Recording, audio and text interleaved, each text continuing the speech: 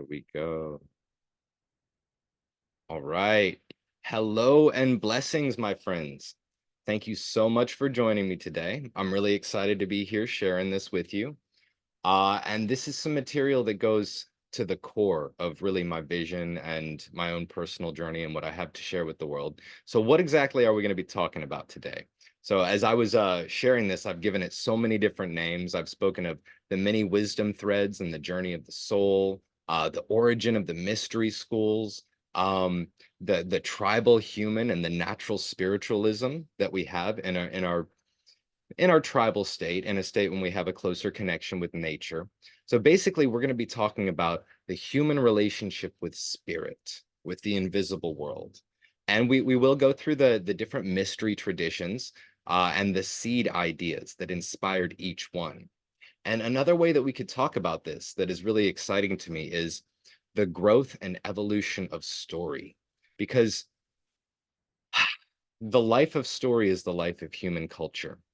And each culture generates stories that are a reflection of its relationship with the world. And then we continue to grow and develop. So these stories continue to shift and grow with us. But in the modern world, we have so many of them. We've got this bewildering array of different perspectives, and it can be really hard to see the forest for the trees. So that's a big part of what I'm here today sharing with you is a little bit of the tracing of this and the overall structure of these stories and how we can go to the core of them and relate with them in a really personal way. So with that, we get to discuss the nature of magic, because magic is the human relationship with the world of spirit, with the world of story and emotion and intention and meaning. And there's this reciprocal relationship that we have with what we're doing physically, with our bodies, with the outer aspects of culture, and with the stories that we use to frame our experience of the world and to align our efforts into a single thing. So this is going to be a beautiful lecture, and we're going to discuss a lot of different stuff. Um, just to start it off, I'd like to give you a little bit of my own personal history and how I came to be here sharing this with you right now. And so much of my work in the world has to do with the upbringing that I had and the gifts that my father offered to me and my brother as we were growing up. So he was a man of both deep faith and deep intellect. And he shared with my brother and I myths of the Greeks, the Norse, the Celtic mythology, myths from different tribal cultures around the world, history, fantasy and science fiction, philosophy, critical thought. And he really wanted to inspire us to use our brains and think for ourselves and study everything we can and take from it what works for us. And in a way, my father was passing the baton that his father had handed to him. My grandfather, my father's father, was a professor of comparative religions, philosophy, psychology, and sociology. And if he were still alive today, he would absolutely love this lecture. He would feel like his life work has flowered in the life of his son and grandson. So as I shared, I was surrounded with these different stories from different perspectives. So Christian tales, scientific tales, myths from cultures all around the world. And from a very young age, I came to the conclusion that all of these different perspectives are like different flashlights in the same dark room, that they were all discussing the same human experience and human nature, describing the same invisible world, but from different angles, using different language and different words.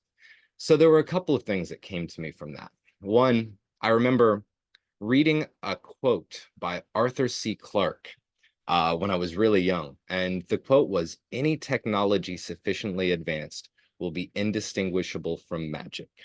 Right. And I was hearing all of these stories of magic and miracles from cultures all across the world. I mean, they were sharing, like every culture has some story of magic, miracles, the deeper connection that human beings have with the world and with spirit. So I came to the conclusion that there is an inner technology that we have in relation to the world. And these ancient cultures, each of them were pursuing this inner technology from their own angle. And each of them left for us in the modern world fragments, threads of a more complete magical understanding or spiritual understanding. Because for me, this quest for magic is the same as the quest for truth. It's the quest for God. And it's an exploration of what human nature and human potential really is. What is our relationship with the world? What is our relationship with the physical world that we can see and touch and hear and smell? What is our relationship with the invisible world that everybody talks about, but it's a bit confusing. It's intangible. So it's kind of hard to put in a box, right? So this inspired in me a curiosity. I began exploring Greek myth in earnest when I was about 9 years old, and this led later on. I found my first teacher in Western esoterics and alchemy and hermeticism when I was about 11. Um, and I just continued throughout my life, explored martial arts, and with it, meditation and the Taoist principles and perspectives. Um, Buddhism, uh, many different styles of shamanism. I'll be sharing with you a little bit about Toltec shamanism today, and also about the roots of natural shamanism. So the natural spiritualism of the human being living in tribal circumstances closer to nature. And there are going to be some really beautiful universals and commonalities that pop out. Um, so as I was going through school, since magic and truth and spirituality was the only thing I ever really wanted to study, everything that I explored in school, I looked at from that angle. So by the time I got to university, I had already been working with meditation and energy work and self-healing and many different practices of magic and the use of intention for over a decade by then. So every particular course that I went into, I went for a double major in biology and psychology. And the reason I did that is because in my healing work, biology would give me a clearer view of how the human being was constructed, the tissues, the organs, how it all worked, so I could use my visualization to heal more precisely. And I chose psychology because once we get to the point of quantum mechanics, where we understand that the observer has an influence on the unfolding reality, then it really behooves us to explore the role of the observer, to explore the relation between mind and experience. So I'd like to kick off today's lecture with a course that I took this was USF honors probably more than 20 years ago now, and it was a sociology course, and we were discussing the formation of the pantheons, the formation specifically of the Egyptian pantheon. Now, this was a long ways back. This was about 5,000 years ago, about 3,100 BC, where the northern region and the southern region of the Nile came together and formed one single nation. So, we got a question that popped in here. So, Ashman, self-healing. So, the human body is absolutely amazing. Everyone has the ability to support the natural healing of the human body and even tell their body how they would like it to grow. And this requires us to slow down, to get still, to direct our attention inward, and to basically use that intention to support the growth and healthy template of the body. And this is something that everyone does unconsciously, and we can all do consciously to speed up our healing, to increase our vitality, and to support the function of our physical body. So this is basic mind-body medicine. And a lot of what I'll be sharing today leads into that. So the sociology class, the formation of the Egyptian pantheons. Now, the story that we were told at this time really captured my attention, captured my imagination, because we were talking about in the couple of thousand years that led up to the formation of Egypt, many different tribes. And each of these different tribes, they had their own collection of deities, their own patron deity for the particular religion, or for the particular tribe, for the village, you know. And when these tribes came together, sometimes they would just be occupying space next to one another and sharing culture. And along with sharing culture, they would share their deities. Sometimes they would be in conflict with one another. So you've got one tribe with this patron deity, another tribe with this patron deity, and whoever wins, the other tribe is enculturated into them. and the resulting people, then you have to create a priest class that can speak to all of them. So you bring the deity of the defeated tribe in as a subordinate under the deity of the winning tribe. And slowly, little by little, you build up these pantheons, which are collections of deities that describe our relationship with the invisible world, right? Now, like over enough time, on a tribal level, these things are flowing. They shift, they grow. Each deity that we choose is something that is a reflection of the forces that we see in the world around us.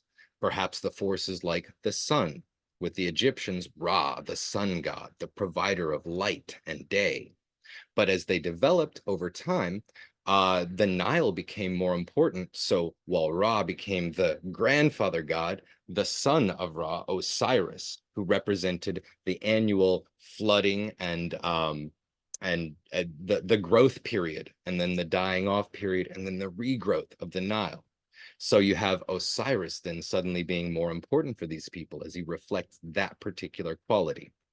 So the deities that people name, choose, and develop a personal relationship with on a tribal level, that's related to what is most important for that tribe to survive. It's a very practical thing, and it's an adaptation of the inner human experience to the context of their outer world. Now, at the time of the development of the Egyptian pantheons, like I said, this really started to kick off where the tribes were coming together into civilization. And when the tribes come together into civilization, they gather all of their deities, they form a family, and there forms a history around this family. The same way that we see history forming in the Marvel Cinematic Universe or in the stories on Star Wars or Star Trek or anything like that, you get people coming in and adding this story and adding that until eventually you have this extensive, nuanced, and detailed history of how all of these different forces, named forces, relate with one another. Now, I'm describing this from the perspective of the anthropologist and from the sociologist. So I'm describing each of these deities, whether we are at the tribal level and we might name an ancestor who's offered wisdom and support to the tribe over time. We might look at some of the forces of the world, like the sun or the fertile principle of the Nile itself, and we might name them and relate with them as personified entities that we can then develop a personal relationship with and invite that quality more fully into our lives. Now, there's a trend in the scientific materialist point of view to look at tribal religions, ancient religions, and even current mystery school teachings and psychologize them.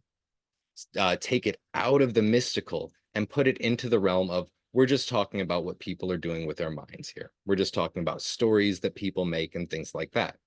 But from the perspective of the Western esotericist, this is a meaningless statement. To say that the deities that we make up are just stories, they're just psychological forces. Well, the first principle of our Western mystery school is that this is a psychological universe, that all of us come from the one mind. All of us are expressions of the one, and each of us have a spark of the divine within us. And this spark of the divine we could describe as free will. And we could describe it as a creative impact that we have on the unfolding reality around us. So from this perspective, when, say, a tribal human connects with a particular powerful force, let's say that we encounter a bear, right? And that bear is scary, and that bear is powerful, and it's something that evokes fear in us. If we survive that and come away from the situation, we can remember that quality, that power, that fear that it evokes in us. And then we can call upon that quality and we can use it to provide us strength and confidence and certainty. And it makes a difference. It's an extremely powerful force when a person connects with that sense of belief and strength and carries it forward into their action. We do this en masse then. So you might have an individual in a tribal society who's found they can connect with this incredibly powerful force, and it supports them in hunting or in battle. So we end up sharing this vision, this named quality of the world. We share the vision with another, and collectively we come together to view that aspect of the invisible world in a similar way. And collectively, in sharing this story, we can all draw from that power, that quality, and come together as a one thing, united in emotion and intention. And this is an incredibly, incredibly powerful force. So you can even see it in really practical circumstances. Like if you think about it in wartime, before an engagement, a really good leader will give a speech, will talk to the forces that are gathered about what they're fighting for, what they believe in. Maybe they're fighting for freedom. Maybe they're fighting to protect or defend their loved ones. And if you get everyone together on the same page with the same vision, united in the same emotion and intention, then it weaves together into a psychic force, an incredibly powerful force that has an impact on the physical engagement that we have, on the upcoming battle, on the practical things that we experience in life. So it's indirect, it's invisible, working with the intangible world, but it's also incredibly powerful and relevant to our experience in the physical. So when I'm discussing these things as stories that we develop, each of these stories helps us in a certain way. Each of these stories determines our collective relationship with the invisible world and allows us to, or supports us in collectively meeting the challenges of the physical world that we find. So when you have two tribes that are coming together, maybe one tribe has this patron deity and another tribe has this patron deity, and they're in conflict. You also have a conflict between the principles that guide these tribes. In that conflict, you're going to see which of the principles is strongest, which of the gods is strongest.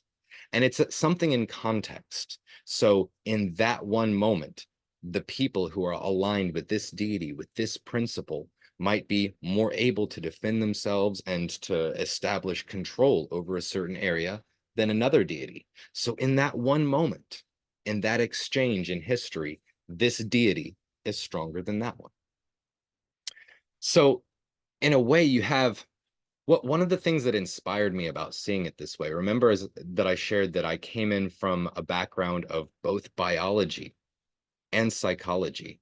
So I'm seeing in biology some beautiful reflections of ecological theory. It's like you have two different organisms and they come in and they share a niche.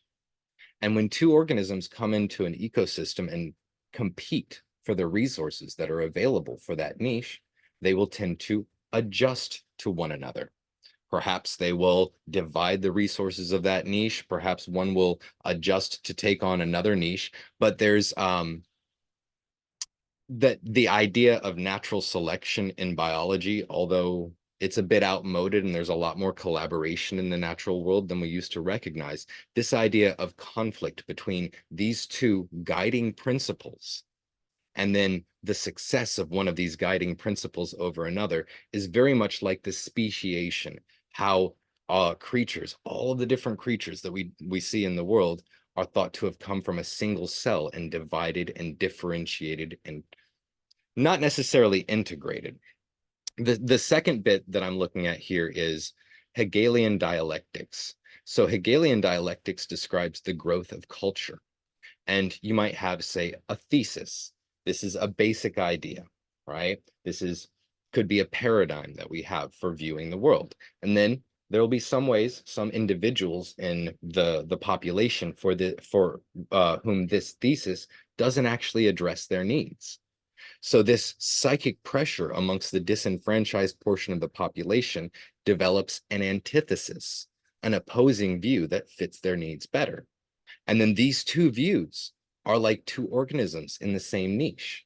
So they will compete and potentially come forth into a synthesis, a new perspective that honors and acknowledges both sides, both the perspective of the thesis and the antithesis. So in a way, this is what's happening when you have different tribes with their own different named relation to the invisible forces coming together and then blending. Now, at the same time as this was happening in Egypt, so I shared that like there were humans going throughout Africa, throughout the Middle East, the Mesopotamian region, Tigris and Euphrates River Valley, even through the Indo-Gangetic plains and up into China. There were people there thousands and thousands of years back.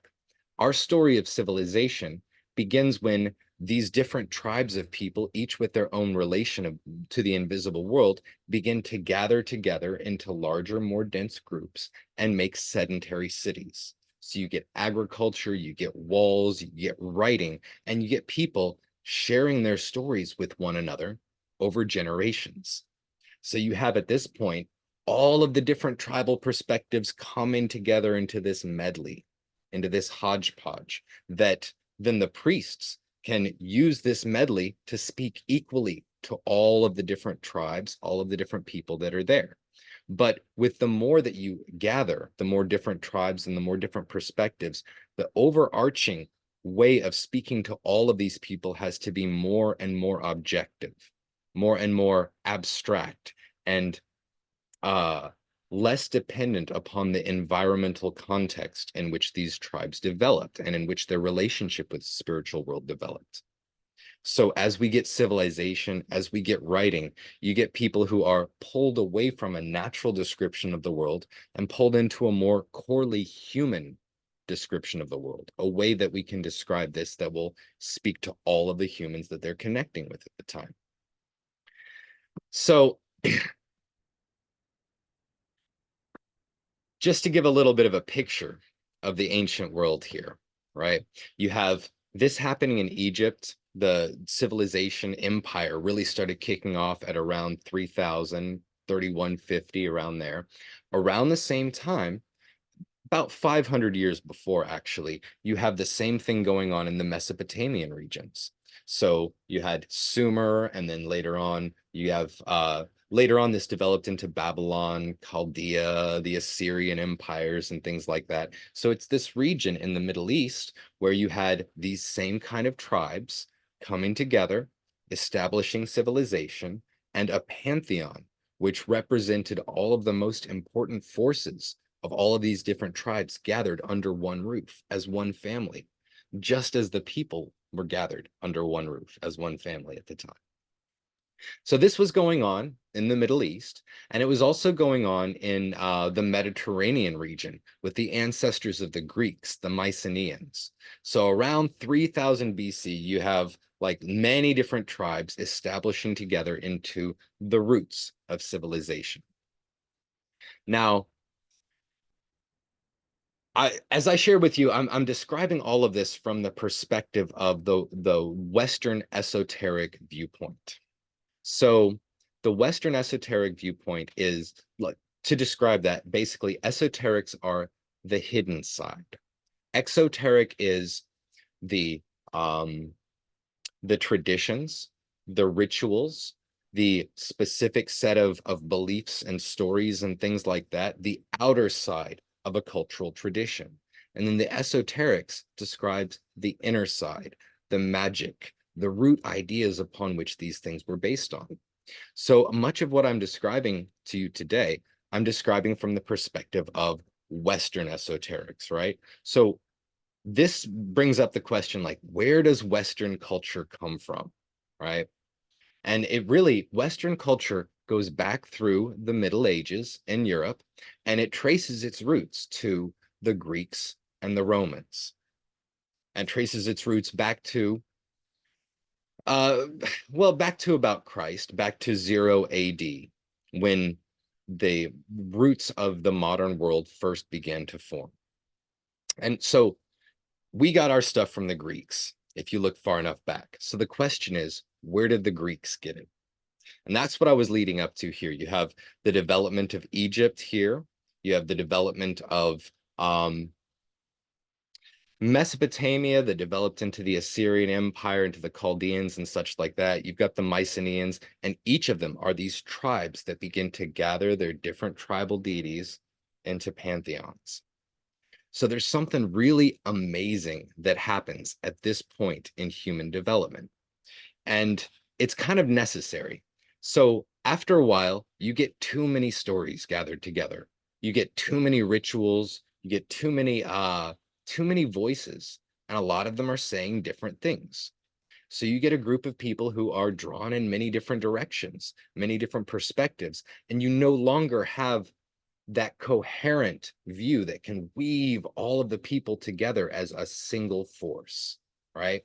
So something that started to happen at this time was, well, something that began to happen, and it was about like 600 AD, kind of went into 600 BC to 500 BC. So we're still talking about 2,500 years ago. You start to have lights come into the ancient world. So you start to, in this context, have prophets come forth. And these prophets each had a vision of the world that helped to take all of these scattered perspectives, all these different bits of a pantheon, and weave it into a single vision. So the first of these lights that I'm going to share with you is this dude called Zoroaster.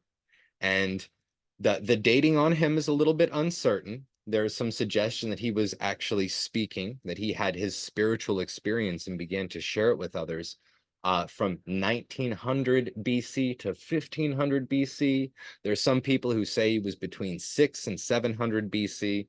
And I'm kind of tending towards the older one, and you'll see why in a moment. So the story is Zoroaster went down to the river to gather water, and he had an ahura come to him.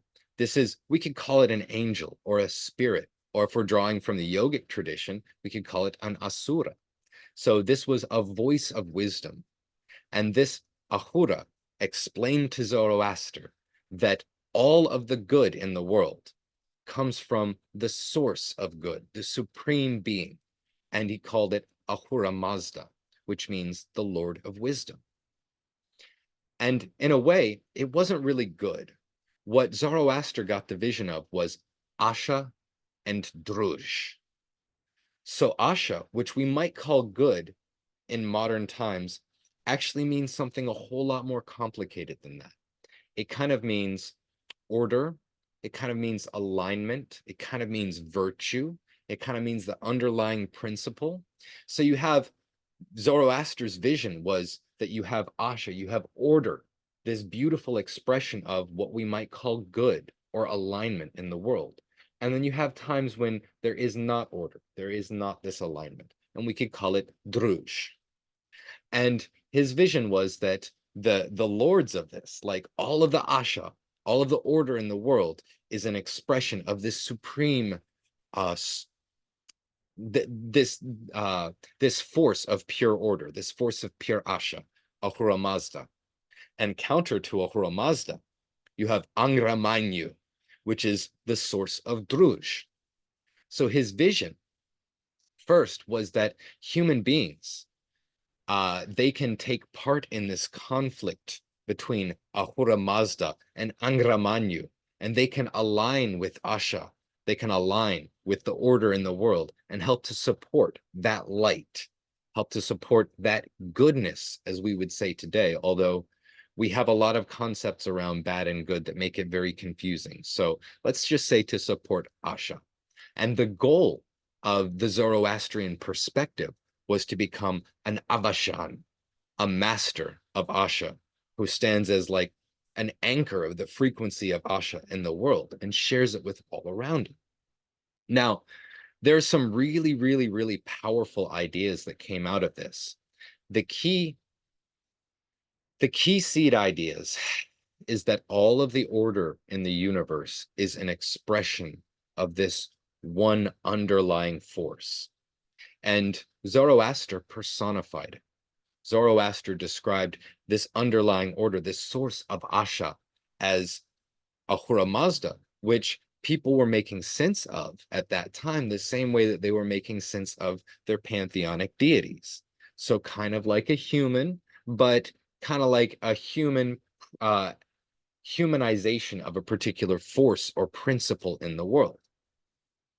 So another really, really important idea that came out of this was the idea of the soul, because Zoroaster was looking at the invisible world, looking at the physical and seeing that it's like an outer expression of this underlying, maybe Asha, maybe Druj. So with that, there is this idea that there is something within the human being that extends beyond the life of the body, and that the destination of this thing that extends beyond the life of the body is going to be dependent upon whether we align with Asha in the world or whether we align with Druj. So we have the seed ideas in here of the soul and of heaven and hell, although they didn't take this form for a little while yet. So you have Zoroaster again, and he was coming in the Mesopotamian region, and he brought this new vision, an incredibly powerful vision that all people that he is speaking to could share, that gave people, in hearing this vision, it gave them a sense of what the invisible world was all about and how they could relate to it meaningfully, how their actions could be constructive, and how they could find purpose in the world. Incredibly powerful. And this began to spread, right? So even if we take it as the earliest the most recent 6 to 700 BC, you have from that point, the way that I like to share it is that the teachings of Zoroaster influenced Pythagoras. So Pythagoras was a thinker in early Greece, and this was actually in the classical Greece era. Pythagoras lived from 570 BC to 495 BC, and he influenced later thinkers like Plato, and it was really his ideas that established the foundation for the Neoplatonic thought, which is the foundation of our Western culture. So Pythagoras, he's considered the father of numerology. He's how do I say it right? Basically, there's some amazing stories about Pythagoras, and we're talking about things that are so far back in history that the tale does tend to grow over time. But the story with him is that he was a Greek thinker, a philosopher, and he traveled to Egypt and he learned the mathematics and the magic, the mystery teachings of the Egyptian people. And he traveled to the East, to the Persians, and he explored the magic and the mathematics and the music and the mystery teachings of the Persians as well. And some stories even have him going up into India and such, and then coming back to Greece and establishing a mystery school where he taught the collective vision of all of these mysteries of the different peoples of the ancient world. Now, the Pythagorean principle basically says that all comes from the one. So just like Zoroaster had this idea of the supreme being, the one God that all things are an expression of, or all Asha in the world is an expression of, so Pythagoras had the idea of the one that is all, and all that we see is an expression of that one. And he really brought, as I said, Pythagoras's focus was on mathematics and music and magic. So he brought the concept of the numbers into how we understand both the supreme being as the one, and also how that supreme being divides from the one into the two polar aspects, into the three, the two polar with the intermediary, into the four elements, all the way down into the many, into me and you and all of the beings that we see here. So it was an incredibly powerful idea, and it sparked Greek thought and Greek philosophy to explore how this one divides to create this beautiful creation that we see. And that was another part of it too. Like the Pythagorean approach saw that all of creation is an expression of the creator. So by exploring creation, by looking at the world around us and making sense of it, by understanding it on a deeper level, we could also come to some sense of understanding of the creator. And we could align our efforts with the one. So this is part of the roots that have come through in Western society as science, as um, as a mechanistic and causal paradigm or way of viewing the world. We look at the outer world primarily to understand what's going on and where we fit in all of this. So we're going to come back to that later. But there's a lot of other things that the works of Zoroaster inspired at the time as well. So Zoroaster, when he had this vision of Ahura Mazda and Angra Mainyu, and it came to him through an Ahura, through a spirit that was an expression in his understanding of Ahura Mazda, he realized that some of the deities that people were worshiping were aligned with Asha, and some of the deities that people were worshiping were not aligned with Asha. So he divided them, the deities that were extant at the time, into the Ahuras, like the angels, expressions of and assistants of Ahura Mazda, and the Devis, like the Devas in the yogic, in the Vedic tradition, and like the devils in the Christian tradition, not really the Hebrew. And we'll come back to that in a moment. But what I wanted to share here is that the thought of Zoroaster migrated north to provide the seed thoughts of the Vedas in India. So the Vedas, the oral tradition goes back as far as we can see from like 1500 BC to about 1200 BC. And remember, when things are so far back in history, we're doing our best guess in dating, so we kind of take these with, with a grain of salt. They began to be pinned down right around 500 BC, where we took the thoughts of the Vedic tradition and started to put them down in writing. Now, the seed idea of the Vedic thought was Atman, the soul, and Paramatman, the universal soul. And the whole core, the seed of that Vedic thought is Atman is Paramatman, or Atman is Brahman. So the soul of the one, my soul, my consciousness, is universal consciousness. And all of the things that came from this time, you have Buddha coming forth in around 500 BC. You have the yogic tradition that became codified and established from around 400 BC to 200 BC during the time of Patanjali. All of these were an expression, a playing out of the same seed idea that Atman is Brahman. And again, we'll come back to that. Zoroaster also influenced the Torahs. So the Torah is the holy book of the Hebrew tribes. The Hebrew tribes were extant in the Mesopotamian region, and the idea of the supreme being influenced both them and hundreds of years later, the early Christians in their development of their perspective of the invisible world. And all of it comes from Zoroaster. So he's a really amazing dude and a very profound influence on modern society. Now, I shared a little bit as well, like in the region of India, in the Indo-Gangetic plain, you have a beautiful thinker that also came around 500 BC. So the world was like really lighting up, the ancient world, around 500 BC, all these prophets with dreams, with a vision of the world that could apply to all of the people and answer the key questions that they had, or give them a view that was empowering and help them to come together as a one thing and meet the challenges that they experienced in life. So Buddha, like I said, he was actually around 550 BC, and his idea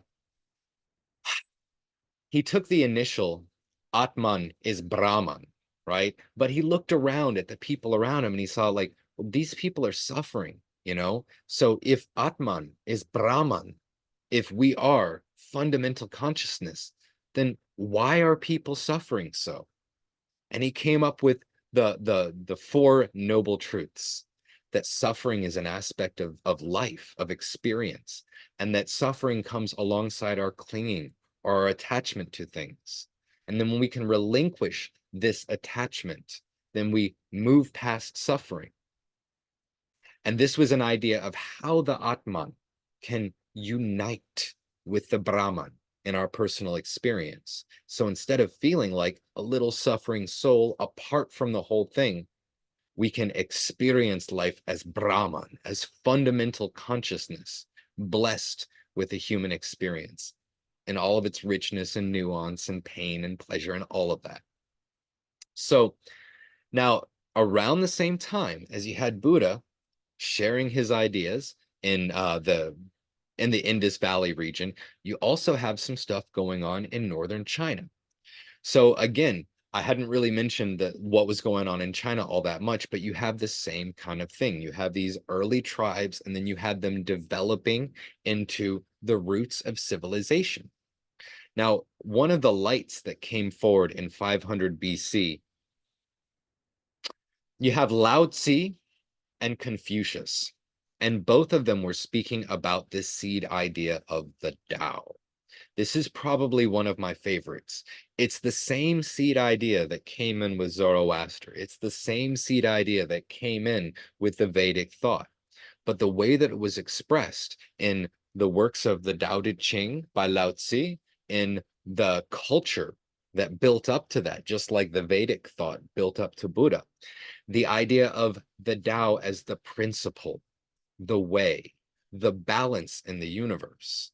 And it is an expression of chi, expression of an underlying energy that flows through the world. And we can see it in terms of yang and yin, in terms of the force of the rise and the fall.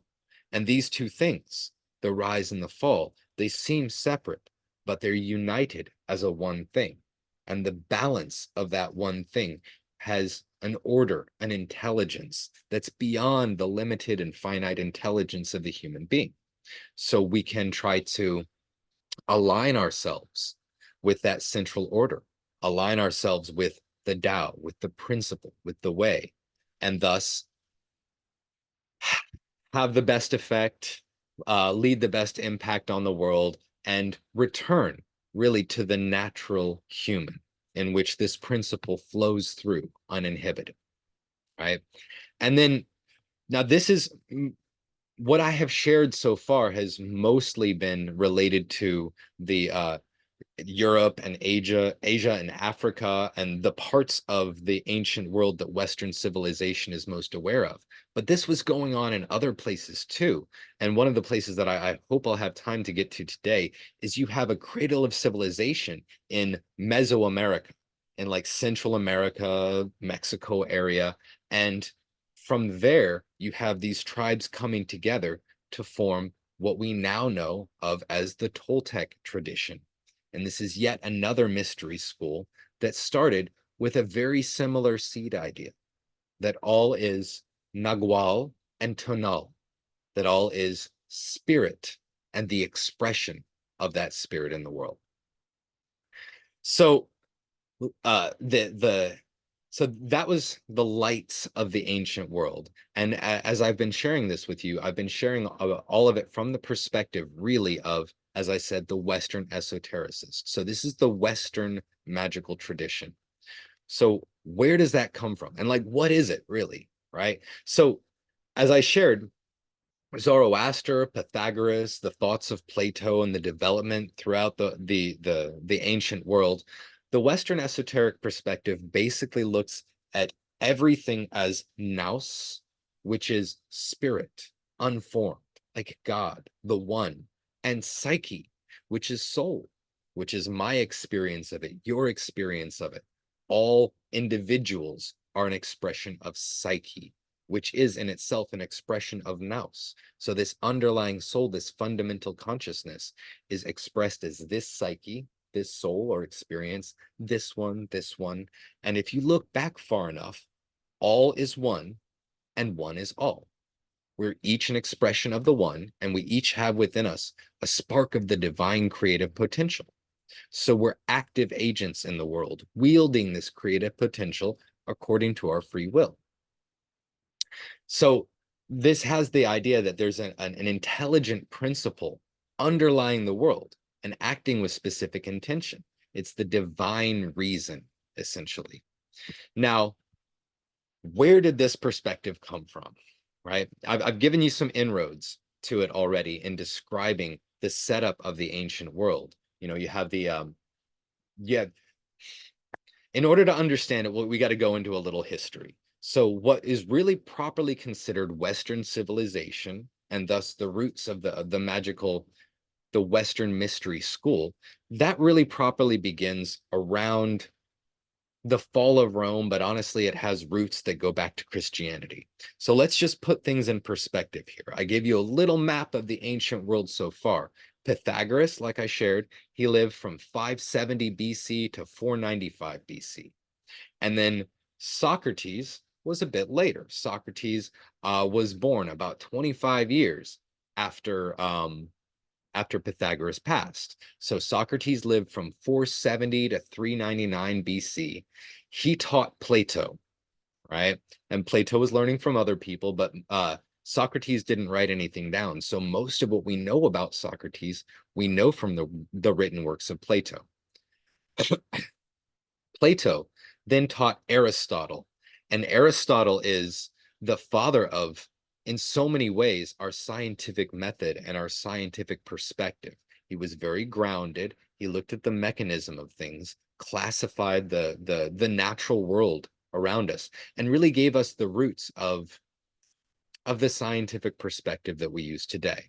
Now, Aristotle was the mentor and teacher of Alexander the Great. So Alexander the Great, he was a huge influence in the ancient world because he was a war leader. He ranged his armies into Egypt and he conquered Egypt. He ranged into Persia and he conquered Persia. And then he created a city, founded a city called Alexandria. And this was founded in 332 BC. And at this time, it was a melting pot of the Egyptian wisdom, of the Persian wisdom, of the Greek wisdom, all of which that had been developing for the past, few thousand years at that time. So this sparked a flowering of culture, and it began to spread throughout the ancient world. And it spread north into Rome. Rome had, the city of Rome had been founded in 800 BC, but it only began expanding in about 300 BC. And by that time, it was deeply influenced by Greek culture. And Rome ended up spreading a version of Greek culture throughout the ancient world. So a few centuries later, Christianity arose and it swept through and gained power. And this is another one of those lights, another one of those prophets. You have these different voices, these different stories that the ancient peoples had had and developed, and then the world moves on. The world continues to develop. So you have some disenfranchised portions of the population who the old stories, that wasn't doing it for them. They're still scrabbling a living out of the dirt and, in poor conditions, whereas they see other people around them higher up in the society enjoying pleasure and luxury. So you have this disenfranchised portion of the population and a psychic pressure that they collectively create for change, for a new answer. So when Christ came in and began to share, this was a religion that appealed to the masses. It wasn't a religion at this time, actually. It was a vision, a dream. And it appealed to the masses because it made all equal in the sight of God. It gave this disenfranchised population a sense of meaning and a sense of purpose and a powerful belief that they could use to come together as a one thing. This was incredibly powerful for the track of the development of the Hebrew ideas as well, because just like just like we've seen in so many of these other examples, the Hebrew traditions had gotten top heavy. You have the Torah, the Pentateuch, and then over time you have more commentary added, more ideas, more traditions, and it gets so weighty that all the rules in there, nobody could follow all of them. And basically you just had to go to the priest to get, to make sure that your immortal soul was taken care of. It became very objective, very misaligned with the needs of the individuals that were there. So when Christ came in, he basically, this was like the Hebrew New Deal, right? Forget about those old rules. Love thy neighbor as thyself. So he went away from the old book-oriented commandments that were intended to create a container for a culture, to keep that culture safe and to keep the culture's identity intact in amongst uh, a, as they were surviving in amongst other cultures. When Christ came in, he offered a perspective that allowed each person to relate with the divine personally, without intercession from the priests and such like that. This began as a heart-centered path to alignment, and it developed as a magic of belief. Because when people come together and they believe this thing so powerfully, then that can galvanize these people to action, to incredible action that can make change. Now, this built up over the next few hundred years, and in 312 AD, the Roman Emperor Constantine, after victory against one of the other Roman triumvirates, he converted to Christianity, and he began to support and subsidize Christianity in the early Roman, well, in the Roman Empire at that time. Now, by about 380, Christianity became the Roman state religion. And because of the way that the Romans approached things, and because of the way that Christianity, the early Christianity as a religion, transformed into a magic of belief, these two things came together. And you have the development of the Roman Catholic Church, which as soon as Rome fell, the Western branch of Rome fell in 476, the Roman Catholic Church filled the power vacuum and continued the spread of civilization throughout all of Europe. Now, at this time, in around 300 AD in Greece, you have Neoplatonism being developed, and Neoplatonism was a call back to the Platonic traditions, call back to the early Pythagorean mystery teachings, and it was a fusion, a blending of all of the thought that had happened and developed in Greece over the last 600, 800 years. Now, when Christianity came in, it started to move north with the Roman civilization moving into Europe, pressing back all of the tribal traditions, all of the tribal shamanism, and the early shamanic pantheons at the time, the Goths, the Visigoths, the Britannics, the Celts, the Nordic, and all of these early expressions were ground under the heel of the Roman and Roman Catholic influence, which was trying to create a monopoly on faith, a monopoly on belief, because it is incredibly powerful when everyone has the same core story, the same core vision. Now, because of this, this really put a kibosh on new thought. It put a kibosh on any magical understanding, any deeper training, except for what the Roman Catholic priests were sharing with the people. So really, in terms of new thought, nothing really happened in Europe for almost 1,000 years. You have some Christian theologians. You have some people coming in with some older, like Platonic ideas, the ideas of Aristotle, but for the most part, very little new thought was developed. And this happened until around like 11 to 1200 AD. This is the time at which like there started to be some influence in Spain with the Arabic world that was present in Africa at the time. because what had happened is the knowledge from Greeks in 300 AD, it began to migrate over into Persia. So it was preserved and developed there, even as eventually Greece became the Byzantine Empire, part of the Roman Catholic Church, essentially. So you have these mystery trainings preserved for a little while in Persia, and then later on amongst the Islamic world after Muhammad came around, and then after the death of Muhammad, the Islamic world spread. It started to share its civilizing religion with all of the infidels around and establish something, solid. Just exactly the same way that Christianity was doing over in Europe. So right around the time of the Crusades, and that's when the eastern branch of the Roman Empire was falling, and they called for support from Christendom in Europe, called for support to fight off the infidels, the Arabs, who were in conflict with the Byzantine Empire at the time. Now, this was amazing for Europe because you had people that during the Middle Ages might never have left their village, might not have gone more than a stone's throw, right? And then suddenly they're being gathered together and marched into the Middle East. And it was there for war. But in the process, they got to see medicine and architecture and the alchemical understanding that was developing from the Neoplatonic roots. So the roots of science, they got to be exposed to all of this new culture, and a lot of it was obviously really very helpful.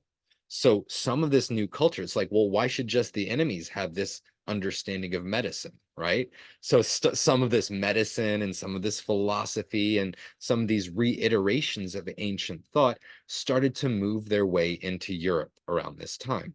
And this kicked off in Europe over a couple of centuries. It kicked off the Renaissance. So the Renaissance is a French word that means rebirth, right? So it was the rebirth of knowledge. We were crawling out of the Dark Ages by opening up once again to different perspectives that will allow new thought and continued development. So in Europe, like the magical understanding then started to be picked up and developed during the Renaissance era. We started to bring in the alchemy that was developed in the amongst the Arabs and in the Persian area at the time. We start to bring in some Kabbalah, which is a re-envisioning of the early Hebrew mysticism. And all of that started to, we started to look at it with the scientific understanding as well. So the scientific revolution, that really happened. It began in Europe in the 1600s. And by this time, we were using the naturalist philosophy of Aristotle to look at the natural world and to try to understand the principles and the mechanisms by which it operated. So this same kind of view was applied to the trainings of the mysteries as they started to come back and be revisited within Europe, right? So there was a little bit of a decline of the magical understanding in the 1600s and the 1700s as science really started to kick off. And Galileo was in here cutting out all the magical, all the subjective aspects to make the calculations easier. But basically, in the 1800s, right around the same time as we have industrial revolution happening, we also have a magical revolution. So you have gentlemen magicians, you have educated people who are seeking out all of these older mystery trainings and combining them into a new Western iteration of the mysteries that is based in our understanding of mechanism, based in the why behind how it all works. So this made a resurgence with eventually, like later on, things like Golden Dawn, with like magical systems, with elements drawn from older practices, reimagining tribal practices and goddess worship, remembering the roots of the mysteries that had been pressed out for some time. And there's some other really beautiful things that happen in the Western tradition as well that aren't normally considered as part of our mystery school, but they 100% are. So I mentioned the psychologization of magical training, and you can one of my favorite one of my favorite psychologists, philosophers is Carl Jung. So Carl Jung was operating in the late 1800s, and he coined many terms that we think of today, like the collective unconscious and like archetypes. And he was a huge fan of these ancient wisdom trainings. And what he did was used his psychological lens to offer an explanation for why and how these things work. So suddenly we have not just these old practices and seed thoughts and insights, but we have some digging deep into the mechanism behind it, right? And that's really one of the hugest things that the Western mystery school can offer, this new fusion of culture that we're experiencing in the modern world. So just to kind of cap this off, because I'd like to discuss the mystery traditions that like came through in India and in China and in Middle America as well. So in the modern day, our Western esoteric tradition, a lot of it is a re-envisioning of older tribal practices like Wicca, Druidism, neo-paganism. All of these draw from the deities and maps of the invisible world that were presented by these older traditions. And with all of them, we apply to it the hermetic principles of intention, creation, the macrocosm and microcosm. And in the Western world, it's gotten a bit scattered. I mean, just in the modern world, period. It's at one of those phases where we have all of these different voices out here, all of these different perspectives that aren't really expressed coherently. So it's time, if we look back upon the track of human civilization, it's time for a new dream or a new vision that helps to bring all of what we're looking at now under a single umbrella and helps us to unite and form a one thing. So it's so easy, especially in the Western world, to find fragments out of context because the history of Western civilization is a history of forced amalgamation. We have the same kind of thing happening with the European tribes in the a couple thousand years ago as we had a few hundred years ago, like in the Americas, with the spread of the colonies, the spread of civilization, the Christianization with the missionaries of all of these people, and subduing their natural tribal perspectives in favor of the Christian perspective that the Western culture wanted to offer the world that they thought was right, right? So the whole history of Western civilization has been to suppress these other voices. And this is a big part of our awakening now. This is a big part of us realizing what we need to honor in our moving forward, or at least what we have thrown out that has value. We're reconnecting in the modern world with the wisdom of these tribal perspectives from our own ancestors and from our brothers on the land. We're remembering our collective heritage. And at this time, there's a lot of talk about like appropriation and such, people taking the spiritual perspective of others. But it's really important to understand how the Western esoteric heritage, one, there's richness to the Western magical teachings, and two, there's deep similarity between the Western mystery school and the wisdom of all other cultures. So it's part of the healing of Western culture to revisit these different tribal perspectives and to expand our modern understanding with the human richness of these different views. So the legacy of the Western magical system, Western esoteric legacy, it's the Greek base, which gives us astrology and numerology and the four elements. It gives us an idea of the three souls, the vegetable soul, the animal soul, and the rational soul. And this will come up later on if I have time to share it. This gives us an idea of the one, that which is the spiritual principle of the universe and the source of all manifest creation. So it's really Hermeticism. Hermeticism Hermeticism comes from the different Neoplatonic teachings which survived in Persia and in the Arab world and were attributed, like the Emerald Tablet and some other teachings were attributed to Hermes Trismegistus, Hermes thrice greatest. So Hermes is the principle of wisdom and knowledge, communication, and idea. And so the Hermetic theory are the Hermetic perspective is all of these Neoplatonic ideas that incorporate astrology, alchemy, thaumaturgy, and thaumaturgy is the science of intention itself. And you have also in Hermeticism, Kabbalah, which is a re-envisioning of the early Hebrew mysticism in the Middle Ages. So coming from all of this, we get in the mechanistic style, magical theory and newer magical traditions based upon these theories.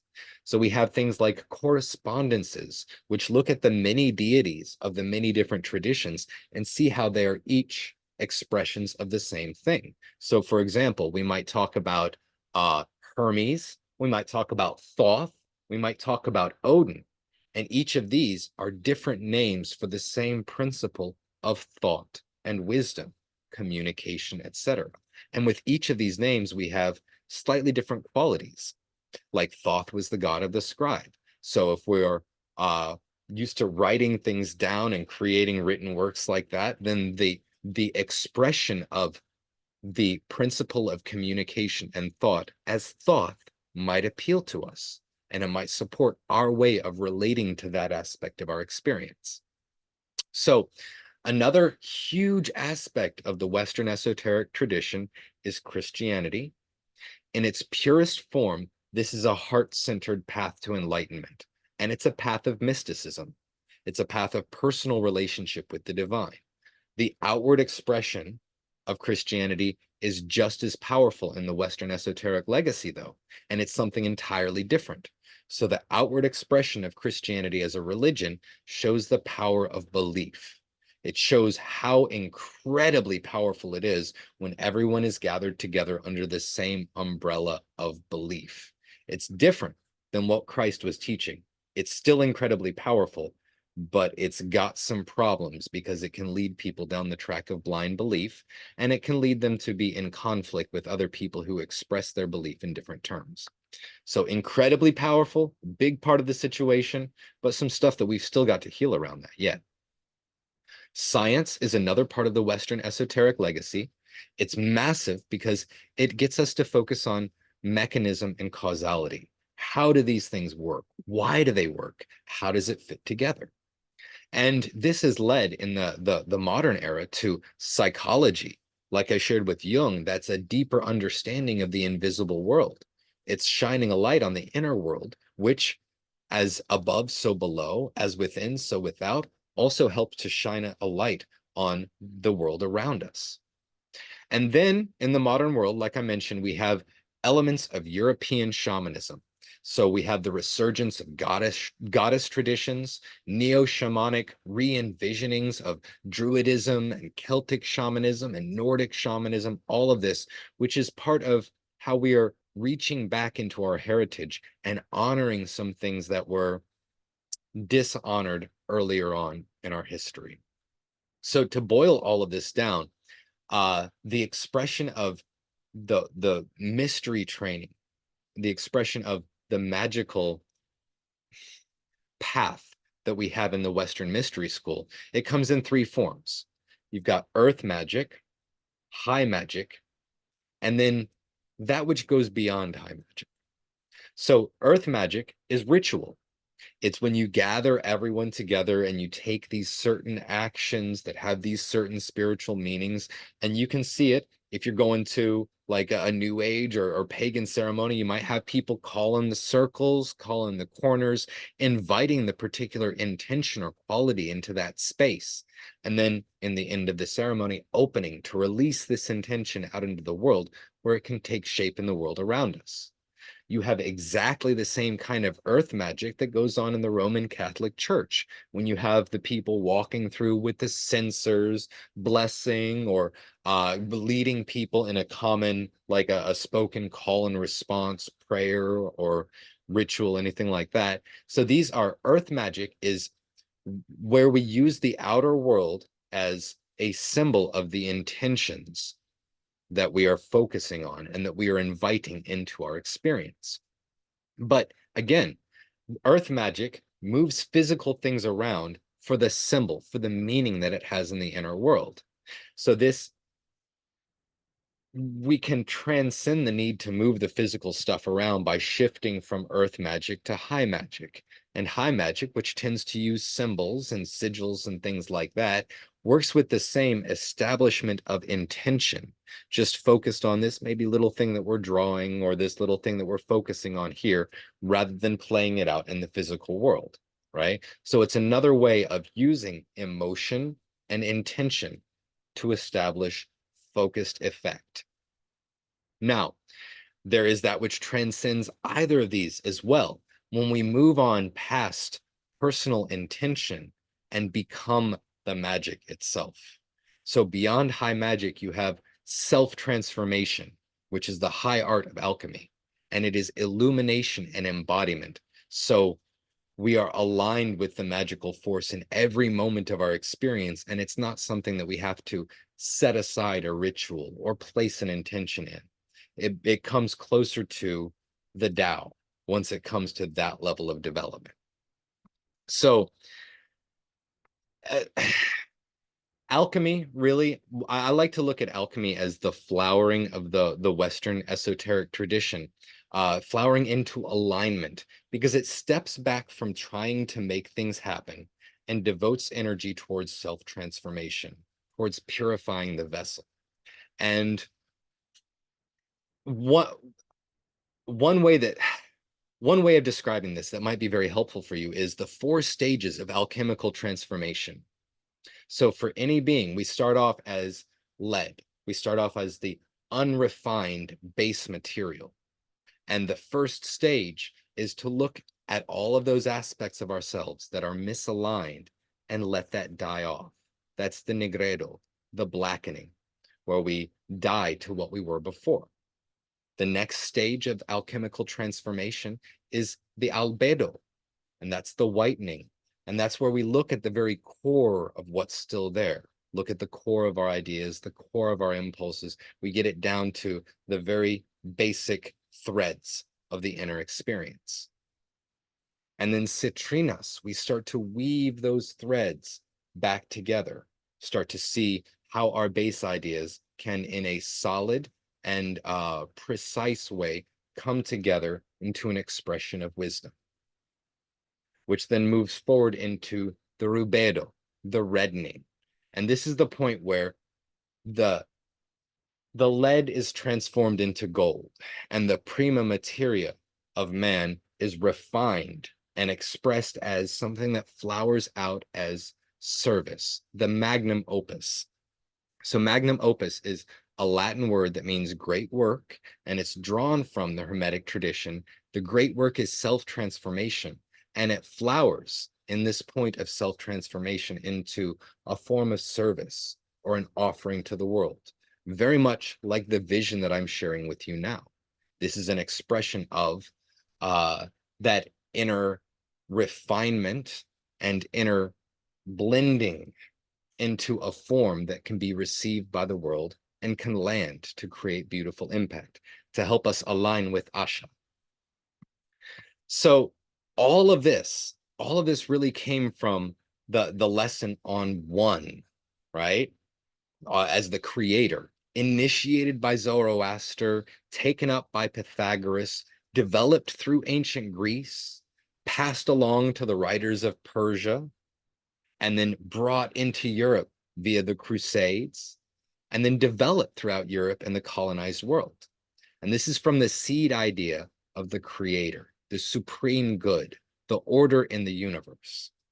And you can probably see now the Western mystery schools specialized in understanding outer world mechanisms, because in understanding the creator, the creation, we can understand the creator more directly. And it used rationalism. It used intellectual understanding to make sense of this. So it's a whole tradition that's focused on looking outward at the horizontal channel of the context of the world that we experience. So this is, in a way, a very head-centered path. And head looks down. Head looks down at what we can actually solve or make happen or create, etc. Now, this brought science and an unparalleled mastery of the material world in recent history. But it's just one half of the whole picture. Not even one half, it's just one thread. So as I shared with you, like you have another mystery school that was being developed in India. And this started off with the Vedas. And as I shared, like the Vedas, the oral tradition of the Vedas can be traced back to around 1500 BC, maybe 1200 BC. And it started to be written down in 500 BC, right around the same time that Buddha was sharing his vision, his unique light that was based on the same seed ideas that we see in the Vedas. So again, the Vedic thought the early Vedic expression comes from Indo-Iranian language roots. So this is another link between the Zoroastrian perspective that was developed among the Iranian people in the Mesopotamian era, either way. And you can see a lot of the roots from it, like the Devi that you see in the Zoroastrian tradition. They migrated up into the Hindu tradition as devas. The Ahura from the Zoroastrian tradition migrated up into the Vedic thought as asura. And as I shared with you, the seed ideas of the Vedas are Atman, the soul, something that extends beyond our body, something that we are that is more real than the body. Brahman, the life of the world, the consciousness of the world itself, and that Brahman is Atman. So you have many ideas that are developed around this to help explain it and make sense of it. You've got ideas like reincarnation, where Atman goes through many different expressions as it's moving towards its union with Brahman. You have the idea of karma. And karma, the actual direct translation of the word karma is action. But it's connected with the idea of the things that move us to take action, the things that move us to desire this, to want that, to need this, rather than to be in the place of union, where we are moved internally, but not driven by outer influences. So union is a big part here. That's a big aspect of the seed thoughts. If Brahman is Atman, well, we don't feel like Brahman. We don't feel like Atman is Brahman. I feel like something separate. So how do I get to the point where I actually feel like my Atman is Brahman? And that's where we get the idea of yoga, which means to yoke, to unite, to gather together, to link the little I of personal consciousness with the big I of universal consciousness and make them one. Now, the Vedas themselves could be understood on 3 levels. And this is the same 3 levels that I mentioned with the Greek tradition, with the vegetable soul, the rational soul, and I'm sorry, the vegetable, animal, and rational soul. And this same division of 3 comes up in every one of these mystery trainings in a different way. So the Vedas could either be understood as a discussion of dharma, which is a discussion of what is right for a person to do in the world, as a discussion of gods, which are the ways that we name and look at the constitution of the invisible world, and now how we have a personal relationship with each of these fundamental forces. And the third way that the Vedas could be looked at is as a discussion of Paramatman or Brahman. So a discussion of the one, like from the Neoplatonic thought, from the Pythagorean thought, even more Pythagorean than Zoroastrian, the one that all things are an expression of. So depending on your level of consciousness, depending on how you're looking at the world, you might look at Vedic thought as a series of instructions into how to live your life. You might look at it as a story of the gods so that you can understand the invisible world, or you might look at it even further than that as guidance towards experiencing the world as fundamental consciousness rather than experiencing the world as a separate being. Now, as I shared, Buddha was speaking at this time. It was around 550 BC that he came in, and he was coming from the paradigm of the Vedic thought. And again, it's like, so you got Atman and you got Brahman, but I'm looking around and I see a lot of unhappy people. I see a lot of people suffering, people in pain, people starving, etc. So what's going on here? Because if everything is the supreme good, then why are people suffering? And this is actually all of the lights of the world really were challenged to answer three questions.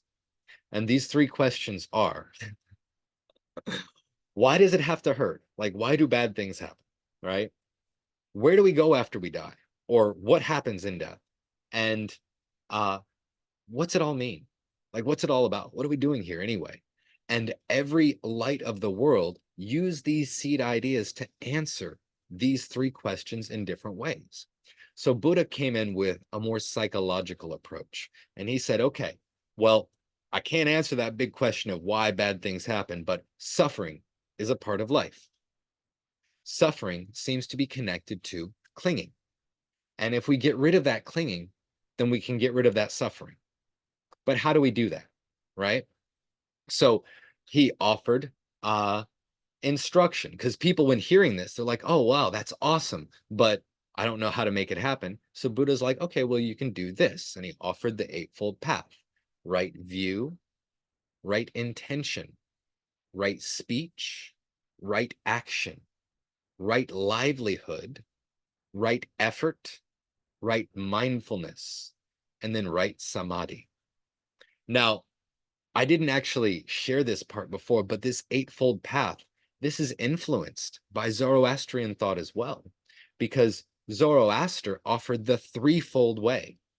And the threefold way, this is going to sound familiar. We become an Avashan, a master of Asha, an anchor of Asha in the world, with good thought, good word, and good deed. So you can see how the thought, word, and deed made its way into the early Hebrew expression of the world, made its way into the Christian expression of the world: thought, word, and deed. And the threefold path, Buddha made it a little bit more complicated. He offered a more psychological and more nuanced discussion of the human experience. It's not just what you think, what you do, and what you say. It's also how you perceive the world, what you intend within it. It is what you communicate and what you do, but also how you make your living, your livelihood. So all of these different aspects of the world, Buddha was offering clear marching orders, clear instructions for people who are like, okay, yeah, I don't want to suffer. So how do I get to that point? Right. And the the overall the overall trajectory, in a way, of the Vedic thought leads to one pointedness of the mind. So we overcome suffering and come into union by coming to a point of absolute presence where all parts of our being are gathered into one. Now, either 100 years to 300 years after Buddha, you got this dude named Patanjali.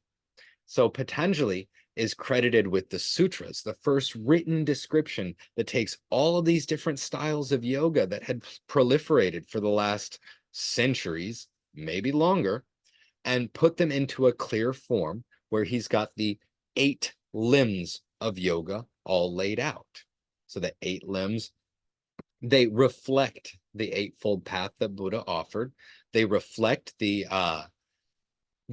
chakra system, kind of the energetic understanding that was developed by the people who worked on the Vedic thought and added more and added this and added new investigation and new development to it. And basically Patanjali was saying, okay, great, we've got a lot of these Buddhist ideas and there's a lot of talk around it and a lot of different people explain it in different way, and we've got all these different schools.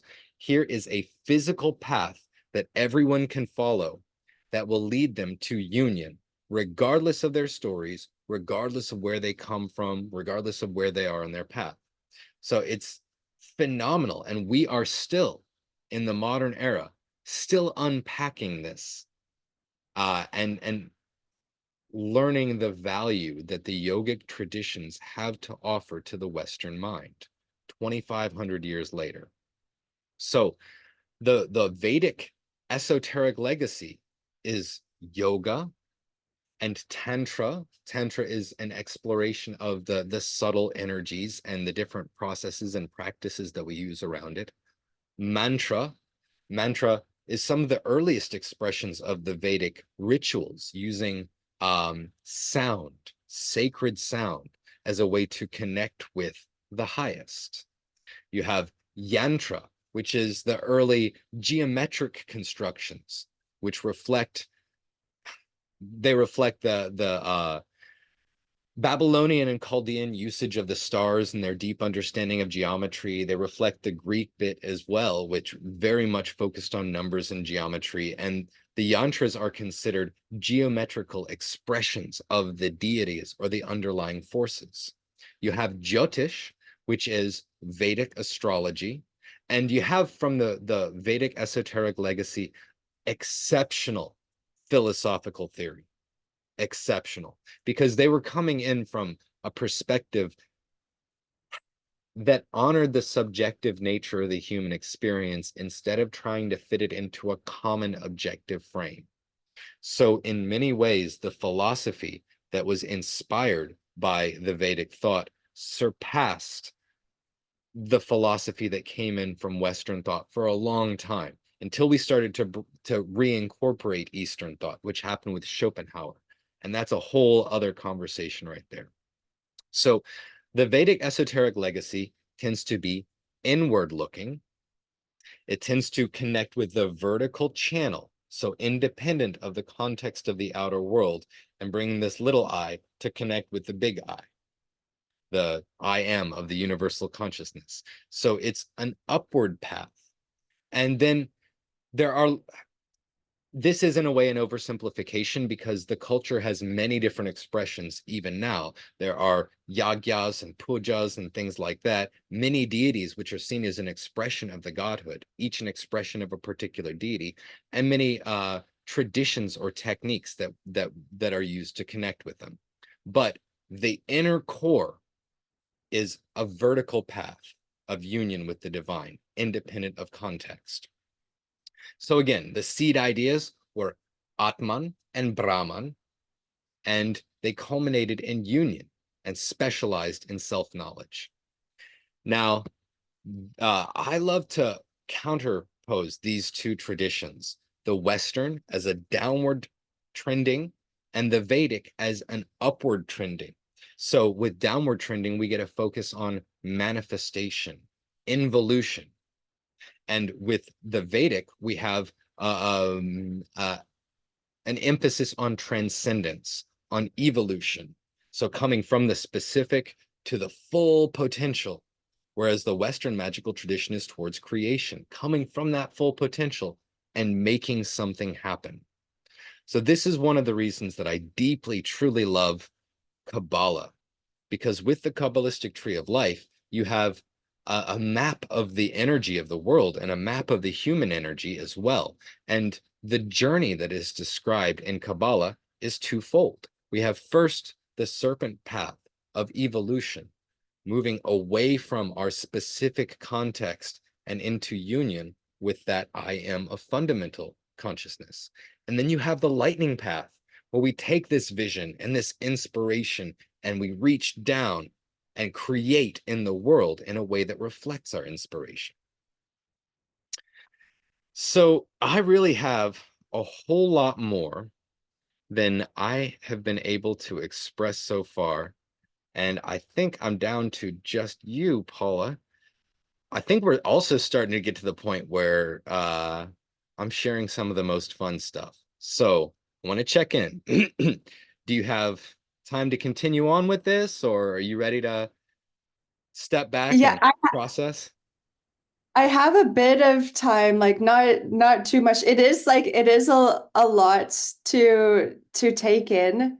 But yeah, no, I'm loving it though. And it's like my mind is going to so many different places. Like I have so many questions and I could yeah, continue listening.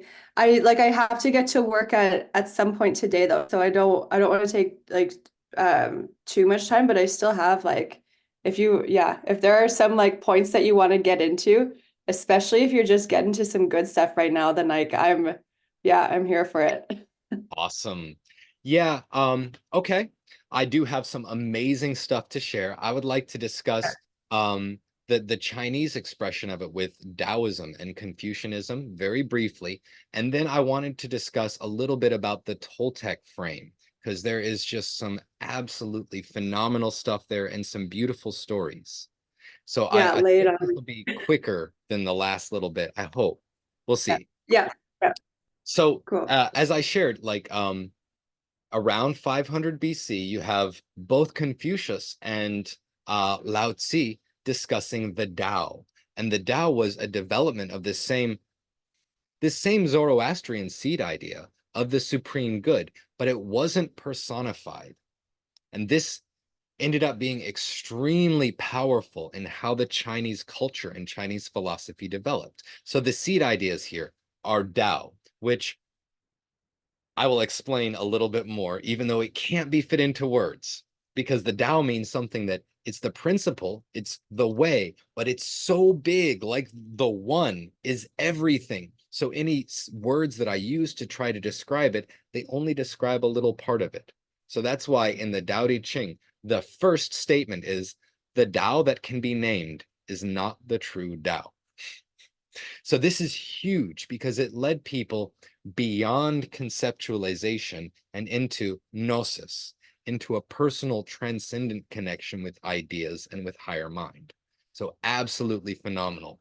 The seed ideas here, they're similar. Like you have yin and yang.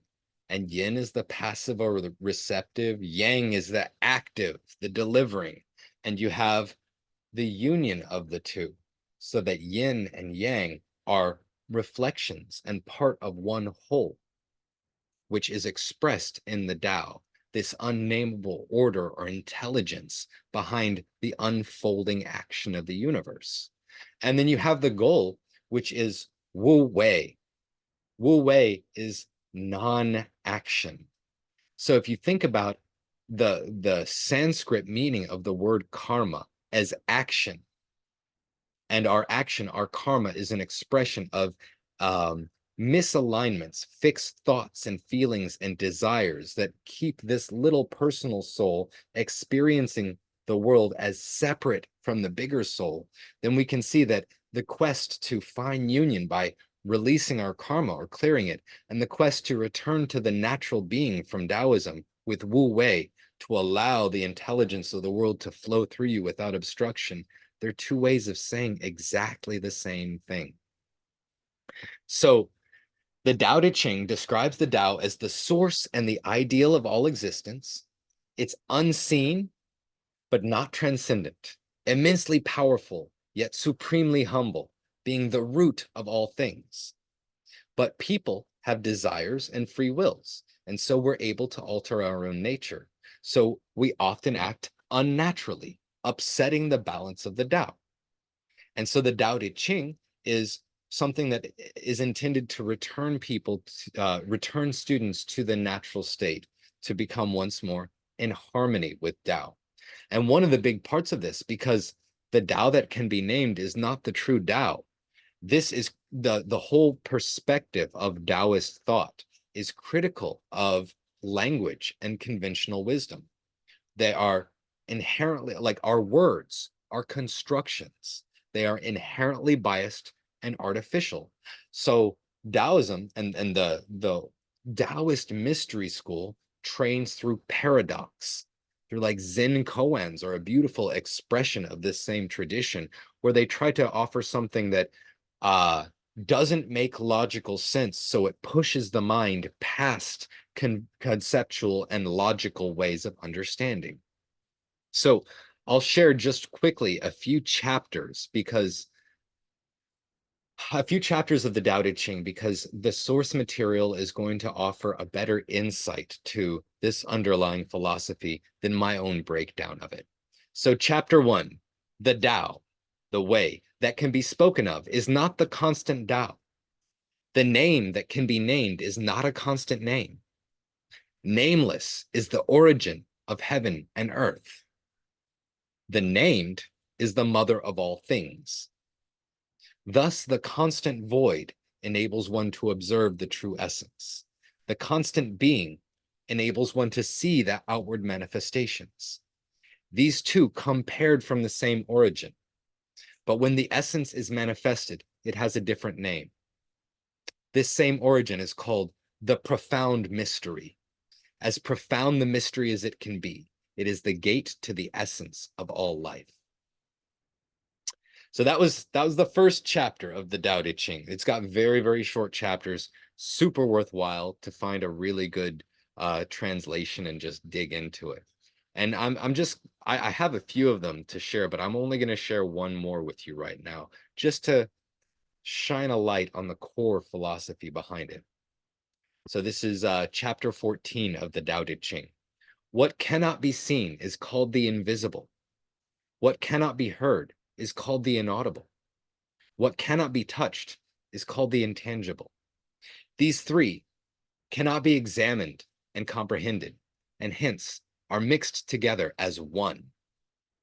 This oneness is not much brighter in the sky, as it is not much dimmer on earth. It is not more glorious in a saint, as it is not more fainter in an ordinary person. It is everlasting and cannot be named. It is the original void of non-being. This oneness is the Tao, which is invisible and formless. It may be regarded as vague and intangible. When the oneness Tao comes forward, its front cannot be seen. When one tries to follow it, one cannot see its rear. By abiding with the original Tao, one can master the presence. He who knows this origin shall know the teaching and principle of the great Tao. So these are, I could do a whole lecture on Taoism, and it's absolutely phenomenal. I find that it is especially helpful for an individual who comes from the Western tradition, because in the Western tradition, we tend to confuse concepts with knowledge. And so we tend to make a description of something in words and understand that description and think that we actually know the thing that it's attempting to describe. But one of the very core understandings in the Taoist perspective is that our words, they're like fingers that point to the moon. They're not the moon. And if we get too caught up on that finger, we're not even going to be able to see the moon. So our words are at best things which can indicate and suggest and inspire these higher visions, so long as we don't get too caught up on it. So there's so much more that goes on with that, and I have a little bit of a history of that for us, but right now I'm just going to share with you the legacy of the Taoist tradition and the Chinese esoteric knowledge. So this is a lot of internal arts, extensive energy mapping, because they were looking at qi, looking at the subtle energy and how it flows through the body to form the Tao, the underlying order. And within this tradition, we have our mapping of the meridians, the cycles of energy that are subtle, that the qi follows in our body. We have traditional Chinese medicine. We have qigong, which directly translated means energy work, and it's ways of intentionally moving the energy through our body to support our health, or for martial arts purposes to strengthen the body and to bring in more force, or for spiritual purposes to align the being and help to more fully harmonize with the Tao and allow the beautiful genius, the intelligence of the universe to flow through us. So you have so many arts here that reflect a deep knowledge of the energetic systems of the body, their flow and function and their interconnection. We've got the idea of the Wu Wei. And just like with the Vedas, you have the way that you can understand it in terms of the Dharma, or of the deities, or of the Paramatman.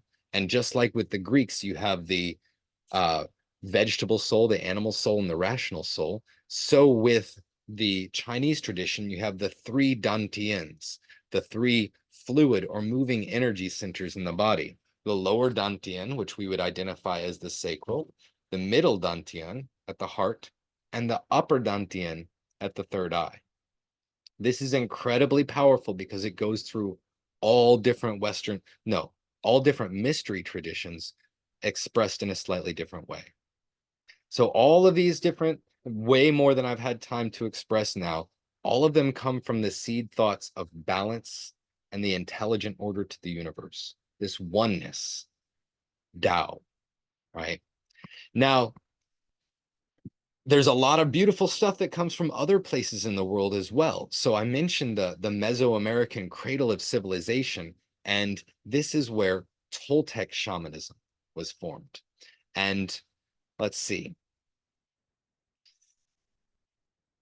Our history about this portion of the world is not much, it's not very good. A lot of, like, for a long time, we thought that the Aztecs who were telling us about the Toltec peoples were describing something in recent history. So we have in our history books a discussion of the Toltec tribe that existed at this time, and it's completely wrong.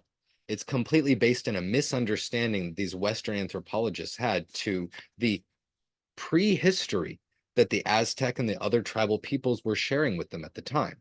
So you have the same story of many different visions of the universe, many different deities, many different tribes all coming together. And in the Four Agreements by Don Miguel Ruiz is one beautiful expression of Toltec shamanism that we have in the modern world. And he offers in the beginning of the Four Agreements a story that's very much like the vision of Zoroaster, but a little bit of a different emphasis. So this story that he offers is called the Smoky Mirror. So I'm going to share this story with you. So 3,000 years ago, there was a human just like you and me who lived near a city surrounded by mountains. The human was studying to become a medicine man, to learn the knowledge of his ancestors, but he didn't completely agree with everything he was learning. In his heart, he felt that there must be something more. One day, as he slept in a cave, he dreamed that he saw his body sleeping. He came out of the cave on the night of a new moon, and the sky was clear, and he could see millions of stars. And then something happened inside of him that transformed his life forever. He looked at his hands. He felt his body. He heard his own voice say, "I am made of light. I am made of stars." He looked at the stars again, and he realized that it's not the stars that create light, but rather light that creates the stars. Everything is made of light, he said, and the space in between isn't empty. And he knew that everything that exists is one living being, and light is the messenger of life because it is alive and contains all information. Then he realized that although he was made of stars, he was not those stars. I am in between the stars, he thought. So he called the stars the tonal and the light between the stars the nagual. And he knew that what created the harmony and space between the two is life or intent. Without life, the tonal and the nagual could not exist. Life is the force of the absolute, the supreme, the creator who creates everything. This is what he discovered. Everything in existence is a manifestation of the one living being we call God. Everything is God. And he came to the conclusion that human perception is merely light perceiving light. He also saw that matter is a mirror. Everything is a mirror that reflects light and creates images of that light.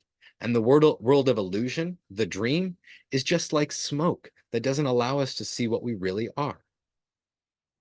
The real us is pure love, pure light, he said. And this realization changed his life.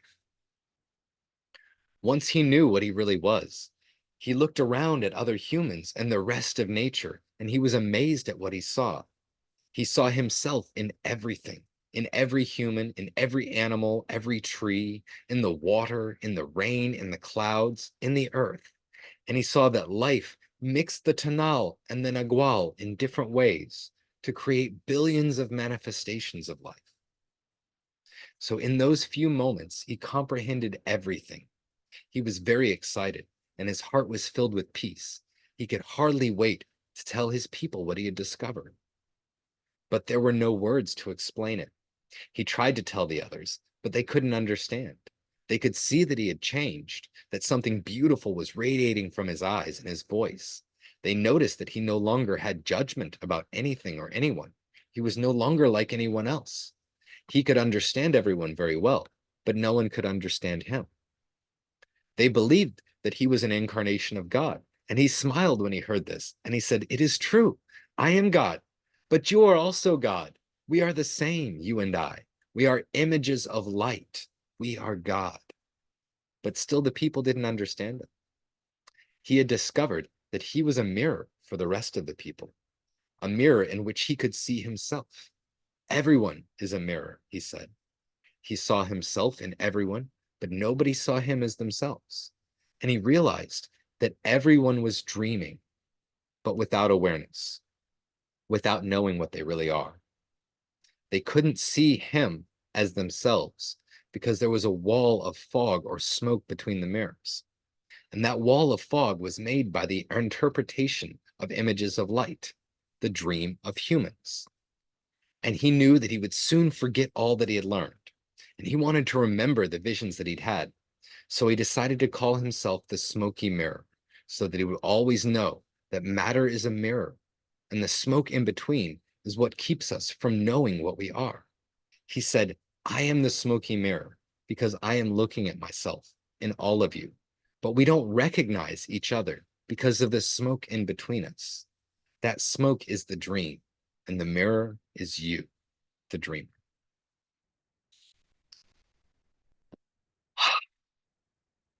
I love this.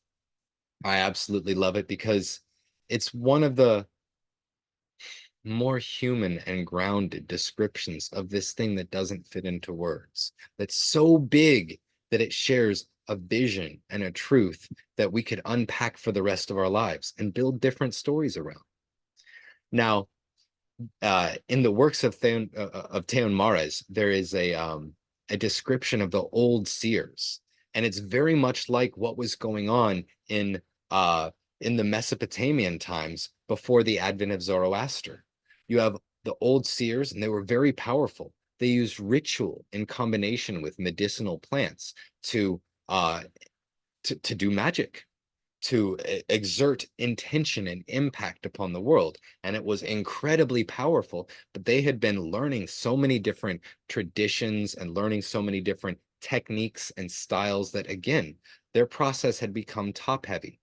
And the old seers had forgotten why it worked. They had forgotten the core of emotion and intention at the base of all of these. And they'd forgotten their virtue as well. So they lost their way. The old seers, the old Toltecs, they were the men of wisdom, the men of skill, men and women, and they were the guides of the tribes around. But eventually, they began to use their skill and their wisdom for selfish purposes. So the part of this mystery school, the Toltecs, then recognized that the old seers had lost their way, and they needed to toss out all of these ideas and start over. So they used their plant medicine, used their vision journeys to look instead of at the outer world, to look instead at the act of seeing. They threw away all of these old stories to come back to a core which was solid. And what they came up with were the 9 Toltec truths of awareness. So these 9 truths, and I will share them with you directly in the form that I have received them from the works of Theon Mares. 1, the universe consists of an infinite number of energy fields, resembling threads of light. 2, these thread-like energy fields radiate from a source of unimaginable dimensions, metaphorically called the eagle. As such, these energy fields are known as the eagle's emanation. Now, we could call this God. They called it the eagle. It's metaphorically that one thing which is the source of everything. 3, human beings are likewise composed of these thread-like energy fields, which manifest in the shape of a large luminous egg. The height of this egg is equal to the length of a man's body with his arms extended above his head on the vertical axis, and its width is that of a person with their arms extended out from the center of the body along the horizontal axis. And this egg is known as the cocoon of man. 4.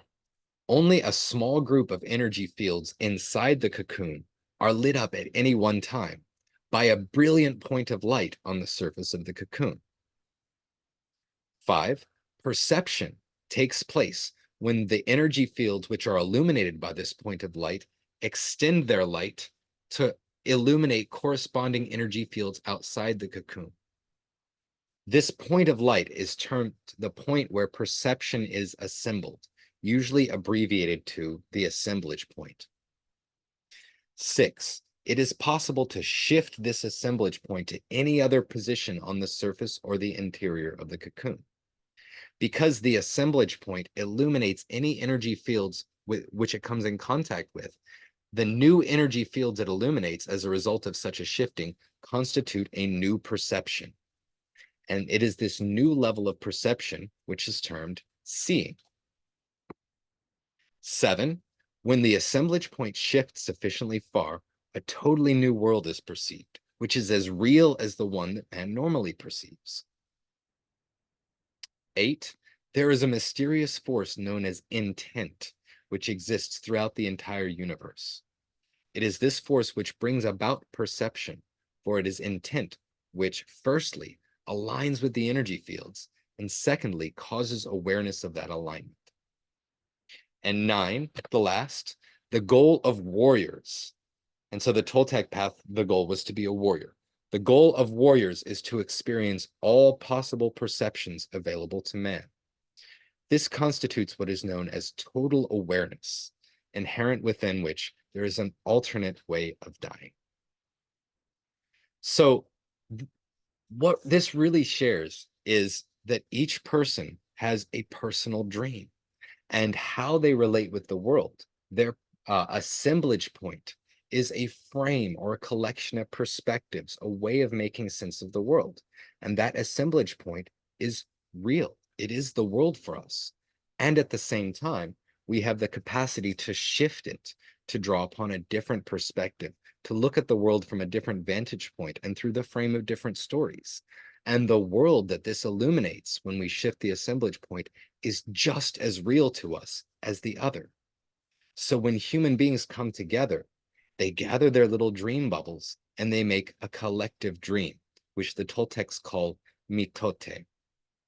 So in order to get everyone on the same page, what happens unconsciously in human society is that humans are domesticated.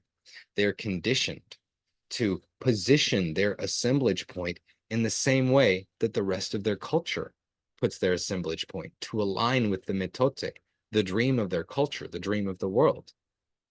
And the goal of the warrior is to learn to make the assemblage point fluid once more, to release fixed thoughts and fixed concepts and open our seeing so that we can relate with the world and make meaning in ways that actually serve us, in ways that align with our power and that give us freedom. Whereas a fixed perspective, a fixed assemblage point locks us into one expression of the personal dream, which may or may not actually fit the needs of the moment. So this is a perspective that fits beautifully well with quantum mechanics, and it shows each person carrying this dream bubble around them. And it shows that when humans come together, they gather and they make a collective dream bubble. And the stories that they use in their culture help to define this collective dream bubble, helps to shape how they collectively relate with the world. Now, there is so much more that I have to share here. I really wanted to go into the foundations of tribal shamanism, of the natural spiritualism of the tribal human. And I'll just point to that. I'll just point to that right now. That's animism, spiritualism, and the interconnectedness of all life. And then on top of that, we name aspects of the world and create a personal relationship with them. So every shamanic tradition is different.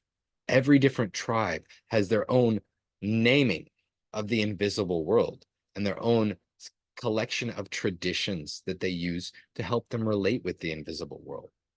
And the other core that comes in here with it too is that shamanism is mysticism. That's frowned on in civilized society, where everybody's got to get on the same board, or like on board with the same dream. Mysticism is how we each develop a personal relationship with the divine in our own terms. And it frees us from the mitote of the collective dream to tailor our personal dream in a way that truly works for us. So I think I'm going to put a stop on it right there. This has been amazing to be able to share with you, and I have so much more, but this is enough for this little iteration of it, you know?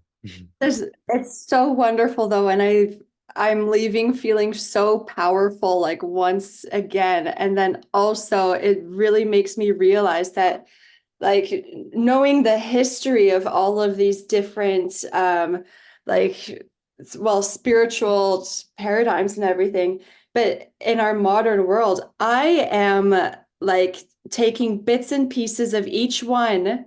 Like I do yoga, tai chi, qigong. I do all of these things. I practice like rituals. I have like so many different practices, and it's so interesting to see like where it all stems from. And then also like what you were just speaking about how like we like with our intentions we create our own reality.